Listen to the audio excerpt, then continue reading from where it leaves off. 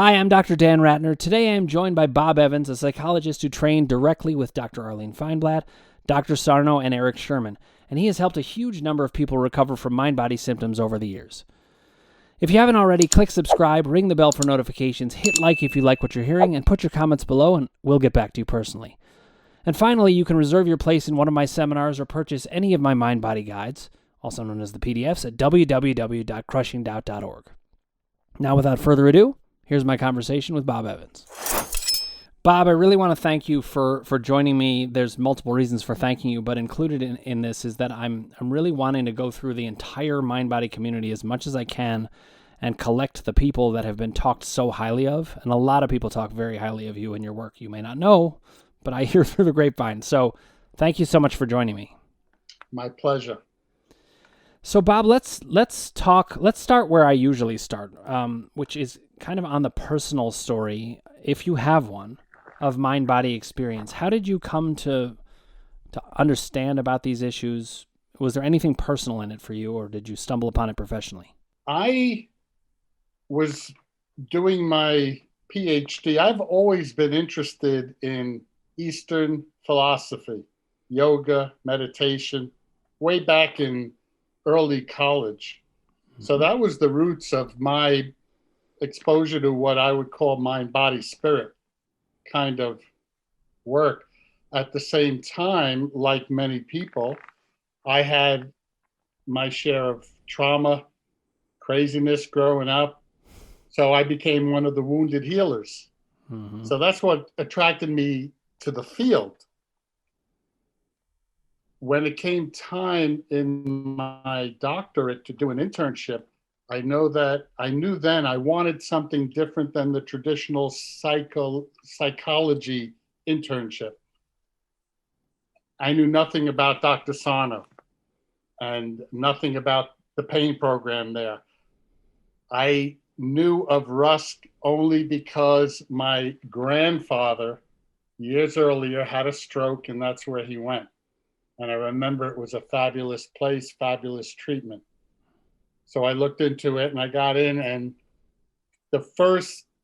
I started September of 86. And you do 2 rotations. The first rotation, I was on a regular medical floor. And then I started learning a little bit about the pain program through the intern who was there. So I was lucky enough, second rotation, to get onto the pain unit. So, I mean, it's always interesting to me how people got involved. Some people get involved like I did, where I had 8 years of back suffering. I got cured by Sarno, cured, we put in quotes, got better from Sarno. And then I just was like, whoa, I have to look deeply into this. But for you, it sounds like it was actually more related to the initial interest of mindfulness and just that whole setup.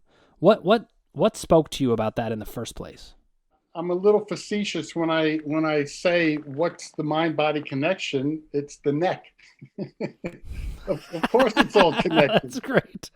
How can it not be connected? I gravitated toward that in that direction. It just made so much sense that everything is involved in influencing everything else. Again, I was in love with Eastern philosophy. I was reading Alan Watts and Ram Dass and all those people back then, and I just gravitated toward that. Then I was also attracted to Fritz Perls. I saw a video of him years ago, and I really liked his style of aggressive but kind at the same time. Mm-hmm. And I say that because my view of our work and what Arlene and Eric helped me learn and train was that you really do have to be aggressive, much more so than traditional psychotherapy. Otherwise, the person's going to just sit there in their defenses and not connect with other parts of themselves. It's such an important thing that you're highlighting there, and I totally agree. And it's one of the reasons I've come to love this work is that we can be much more active. I think sometimes it does take aggressiveness to say, wait a minute, hold on, I see this. We're going to go straight for it. So now I wondered, with that in mind, you started working with Dr. Sarno, with Arlene. Sounds like you had some interactions with Eric Sherman. And how did they start to walk you through that transition from the kind of psychology where you kind of sit back and wait, and that more active, hey, let's get in there kind of thing? A lot through direct experience. I worked with Arlene individually. We had supervision. I don't remember, it's a long time ago, but 2-3 times a week. Eric was my supervisor with group work in particular. And then Arlene and I would meet with Dr. Sarno a couple of times a week as well. So I got exposure and feedback throughout the program from all those folks. And as you went through, what were the things that jumped out at you that kind of, because as I worked through this, I found, wow, that's very different than what I was taught. Or I just wondered if you could talk about some of the key things that you noticed. And it could be during the training years, but it also could just be in the years that you then worked privately. One of the things I think is really important is, and again, what I talk about this in the divided mind, where I talk about these signals from the patient that are unconscious that the patient is not even aware of. It could be in what I call an incongruity between content and facial expression. You're talking about your father and how enraged you are, and you're slightly chuckling or smiling, and you're not even aware of it. That, and then the Fritz Perls piece of you got to come in and you got to point that out to the person. Why? Because that is a moment where, as Dr. Sarno talked about, repressed emotion is starting to surface, and you see right in front of you live the repression working to push it back down, and the person's not even aware.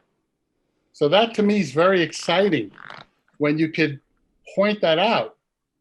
And then the person, wow, oh yeah, I did smile, oh yeah. And then they start catching it themselves in the very same session, 3 minutes later.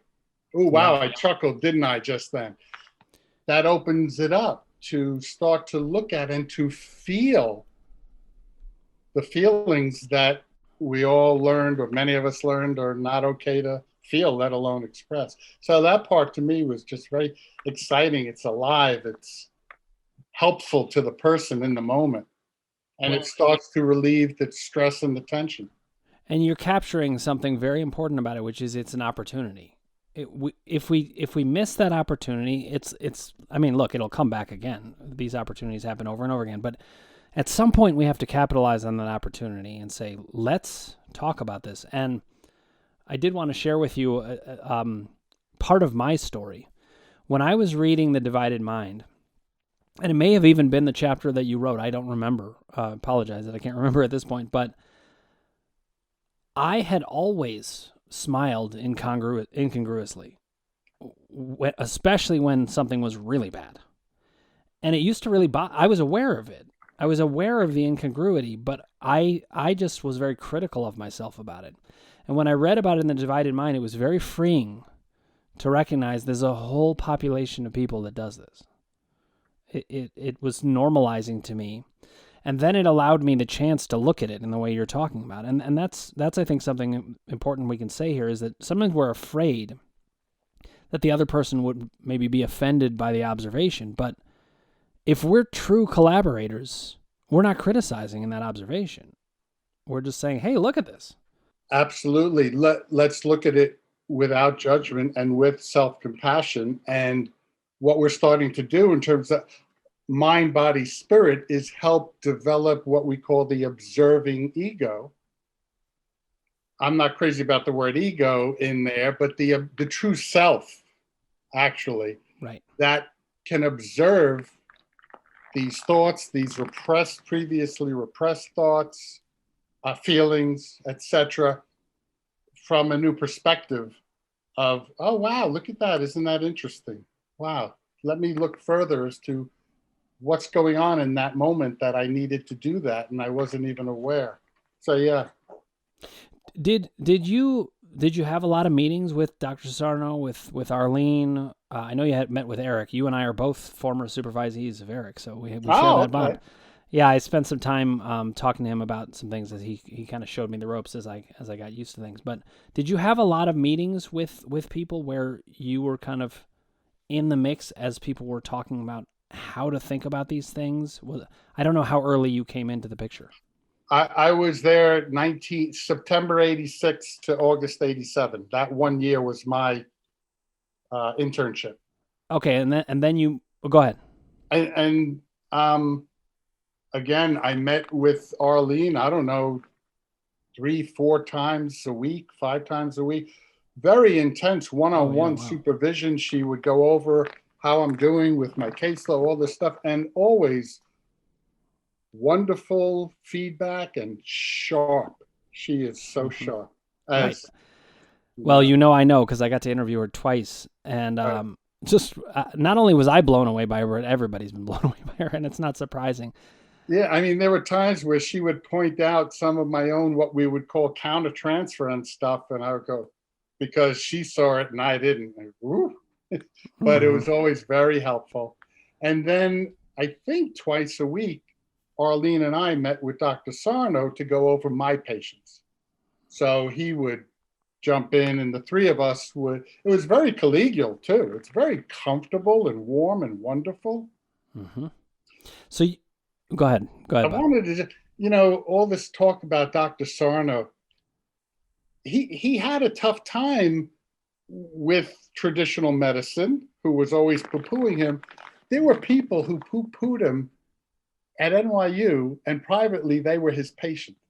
I don't know if you knew that. I did not know that. In a way, just based on what I know about human nature, it's not that surprising to me, but it is a little bit of a sad commentary. If the people were relying on him, I always wish that people had been more supportive of him in general. It's part of the reason that I do this podcast, is that he's just such a hero of mine. And I want to say something important about that. He's not a hero like in a made up sort of way.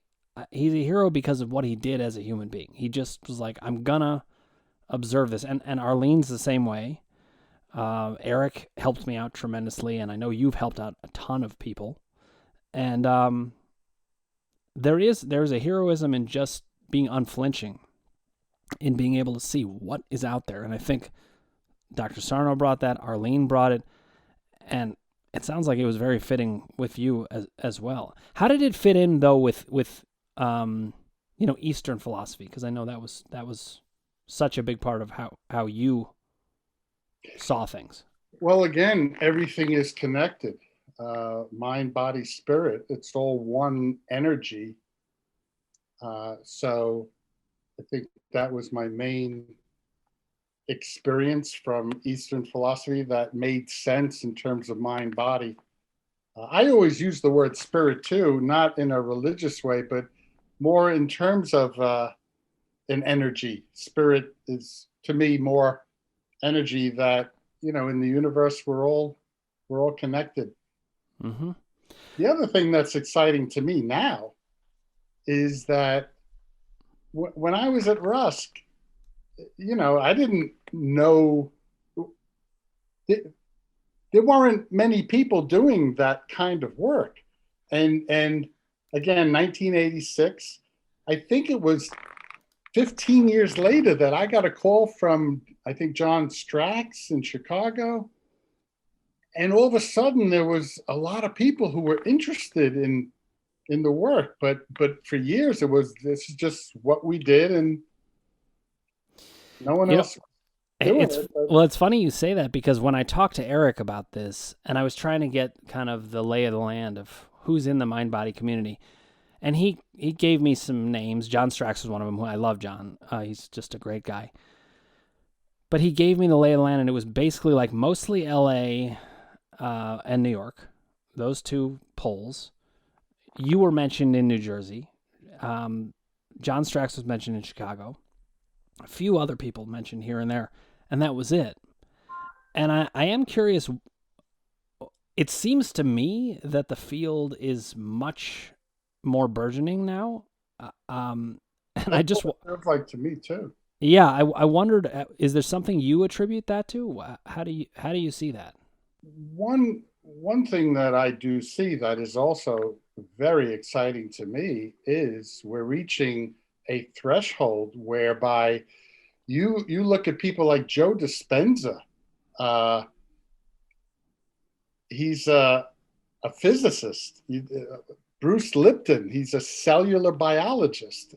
All these people from different fields, we're all talking about the same thing. Yeah, yeah. So that confirms this idea that, when you start talking about energy, it's all connected. And when you talk about repressed emotion, Candace Pert talked about emotion, energy in motion. And if that energy is not flowing, it gets stuck. And it's got to manifest some way, somehow. And by the way, my definition of TMS is extremely broad. Yeah, Everything me is too. TMS, depression, anxiety, alcoholism, gambling, war. I love it. TMS. It's all stuff that we're pushing down that we're not in touch with. So it gets projected.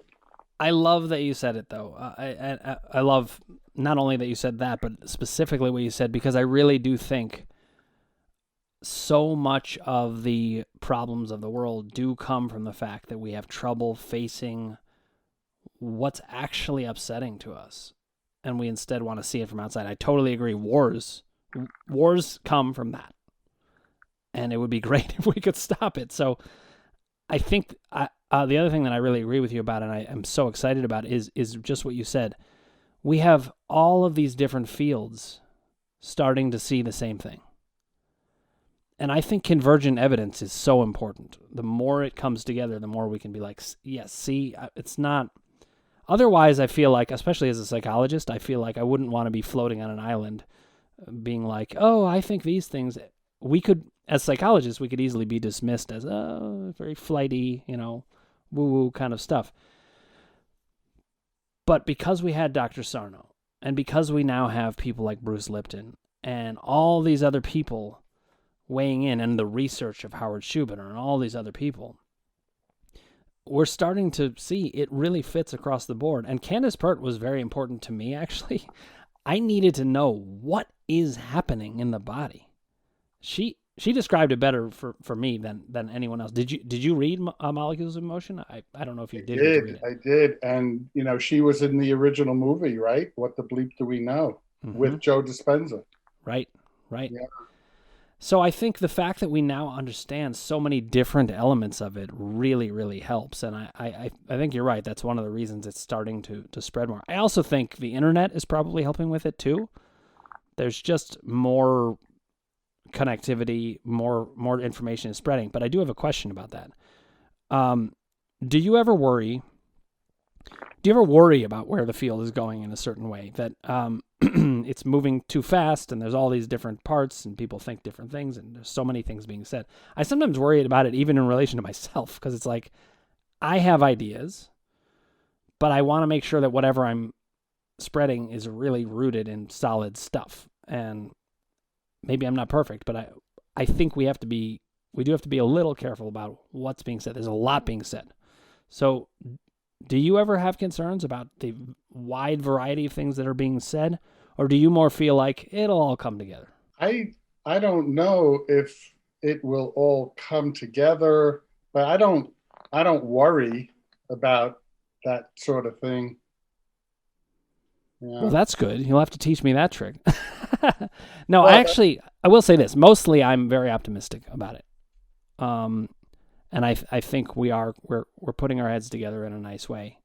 So another thing that causes tension, TMS, is things like worry. Oh yeah. What ifing? What if? And that's a big piece of this, because people are projecting into the future or the past, and it's not real unless and until it happens, but the body doesn't know that. So the body's reacting as if it is happening now and is a threat. So we have to, fight or flight, tension, TMS, boom. Yeah, So, well, go ahead. No, what did Einstein say? Worry is something about it's a waste of imagination. Something. That's very well said, because it does take a lot of imagination. And actually, in my work, which the podcast is called Crushing Doubt, it's about the fact that there's an entire side of things where symptoms can come just from what we're imagining. That's right. And we imagine just these horror stories. And how come when people what if, how come we don't what if about positive things? Right. Although there's a whole movement there too, with affirmations and positive imagery. All this good stuff is coming out of this. Louise Hay and all of her wonderful work in terms of if we've been programmed by our upbringing, but the cool thing about being an adult, now you can change the program and take control over the content. Well, that's something that I've sometimes wondered about with people who talk about neural pathways, which I, of course, believe in. Neural pathways are real, and but I'm more optimistic about how quickly they can be changed, and that's very much along the lines of what you're saying. If we start to ask these what if questions more positively, it can open the door to all kinds of things. Absolutely. Is that so? Okay, you worked for years in private practice. And one of the things that I'm often interested in talking to people in this field is how did you apply your own thinking to this work? Because we're all our own people. We take the certain principles and then we kind of channel that in. Did you bring in that kind of positive what if, or is that something you've more come to more in recent years? What was your personal style like? Well, first of all, just to comment on your point, there's only one Freudian, and that was Freud. I think Yes. I think we should all put an IAN after our last names, because everyone's unique in the work we do, and we bring so much of ourselves to it. Mm-hmm. So I'm an Avensian. I like it. So tell me about Avensian work. Again, I've always gravitated toward people like Fritz Perls. And when I started doing the work with Arlene and Eric, they were very much like that too. Very, again, I don't like the word aggressive, but very assertive in a very kind, warm, loving, supportive way, but not letting the person get away with something that's coming up. Because if you let them get away with it, then you're being the goodest and you're not really helping them. Yeah. So I've always been sort of intuitively attracted to that style. Maybe that's a part of my style as well, from, wherever it comes from, part of me. Well, I think it's great that you followed your own instincts and what you believed about it. But I also really do agree with this idea that if we aren't assertive in those moments, I think of it as kind of colluding with the symptom. It's sitting right out there in front of us. Yeah. I've even said that, I grew up in a family of psychoanalysts and psychologists, and then I went to grad school in psychodynamic work, and I've certainly read a lot of Freud and all that stuff. And one of the things that I've been struck by about mind-body process is that we talk about dreams, and I think there's a lot of value to be gotten in dreams, but symptoms are like a waking dream. It's happening right in front of you, consciously, for both people. And that's what I love about this work. I many times a person was near the end of the therapy of letting go of the symptom. Some people continued, some people stopped when the symptom subsided. But there were many people over the years who would say, Doc, I know this sounds a little crazy, but I'm glad I got the TMS because it pushed me, it forced me on this path of psychotherapy, self-exploration. And I do think that the symptom is a part of something wise deep within us that causes us to have to stop in our tracks, take a look and make changes, or else we're going to continue in pain. And pain is one of the best motivators for change. So there's something intuitive within us that knows we need to make some changes in the way we're living our life. Yeah, one of the parts of my system, which is just, it's an application of a lot of the stuff that I learned through Sarno and all the others. I talked about doubt and the what ifs, but then there's something that I call the power column. They're called columns because people take notes in columns. But the power column is really about the fact that the symptoms are a communication. They're a communication between us and ourselves. And if we miss that communication, we're missing the gold, which I think is exactly what you're saying. So as you worked over the years, what did you find in people getting those messages? It sounds like part of it was that they were actually thankful for the symptoms in a strange sort of way once they were past them, I'm sure. But I find that when people get free of the symptoms, they also start to live more full, authentic lives and are kind of more aligned with themselves. Is that fitting with what you've seen? Absolutely. Absolutely. Now, don't get me wrong. If I might mention something early on to a person about, oh, this is the wise part of you, and they're in tremendous pain and saying, I don't want to hear that right now. But yeah, this forces. There are so many people that would never have come for psychotherapy if it weren't for an actual physical symptom that they were diagnosed as caused by psychological stress, repressed emotion. And again, there still may be some bias against psychotherapy, but it is one wonderful avenue for opening up self-exploration and understanding and getting to know yourself better and getting to live a much more content, smooth life. Yeah. I couldn't agree more. I do want to echo the statement you made, though, that it's not like I would say to people, oh, you'll be grateful for this, or you could be grateful for it right now. Right. There's no way. Right.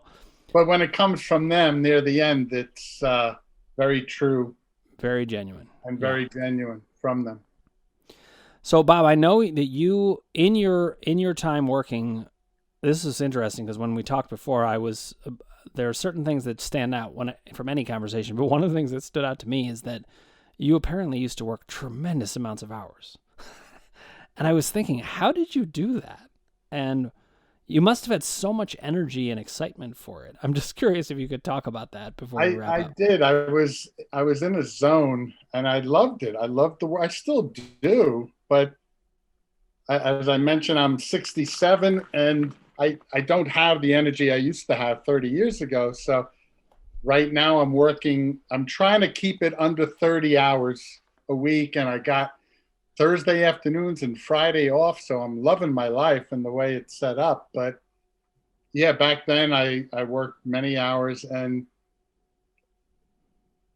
maybe it's a little bit of the goodest in me, but it was hard to say no to a lot of people because they were so hurting and motivated to want to help. I can relate to that. Yeah. It's and a lot of them came from Dr. Sarno early on, who made the diagnosis and referred them. And I really wanted to be useful and helpful and not say no to him too. I totally get that. If Sarno had been referring patients to me, it would be even harder for me to turn people away, given what I feel that I owe him. So, Bob, I want to thank you for joining me, sharing your thoughts about this.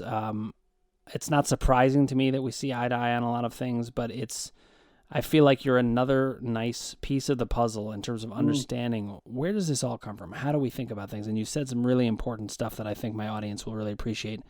So thank you so much for joining me. I really appreciate it. You're welcome, and thank you as well. All right. I'll see you soon, Bob. Okay, take care. These interviews are just always such a pleasure because I'm getting information not only on what happened in those early years, but from each key member. And I find that Bob was another key to the whole experience. And I know a lot of people have gotten huge things out of working with him. But he also made some observations that I thought were particularly relevant and kind of highlighted the work that I did. And I was struck by how they related to the doubt and the power column. So one was this idea of what if we start asking what if in a positive way. And that's really what we're doing when we're combating the doubt column. And then with respect to the power column, the idea that we both have that people could become grateful for the message, that it moved them along in their life, was a wonderful thing to see. And I am so grateful to him for joining us. I know he has done such a great job with so many people. If you haven't already, click subscribe, ring the bell for notifications, hit like if you like what you're hearing, and put your comments below, and we'll get back to you personally.